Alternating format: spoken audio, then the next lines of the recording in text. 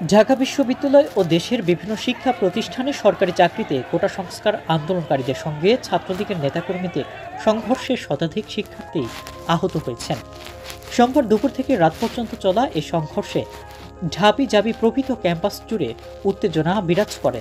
আহত শিক্ষার্থীদের ছবি এবং ভিডিও ইন্টারনেটে ছড়িয়ে পড়লে তা মুহূর্তেই প্রতিবাদে সরব হন সাধারণ মানুষ,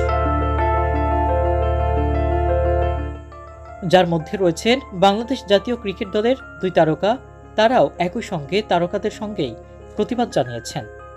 ঢাবি শিক্ষার্থী এবং জাতীয় দলের ব্যাটার তাওহিদ হৃদয় এই সহিংসতার প্রতিবাদ জানিয়ে বলেন, আমার প্রাণের ঢাকা বিশ্ববিদ্যালয় আর রক্তাক্ত না।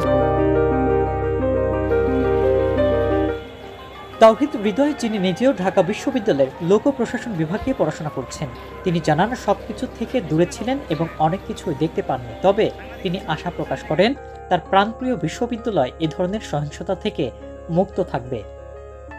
ছাত্রদের সঙ্গে একাত্মতা জানিয়েছেন জাতীয় ক্রিকেট দলের তারকা পেসার শরীফুল ইসলামও।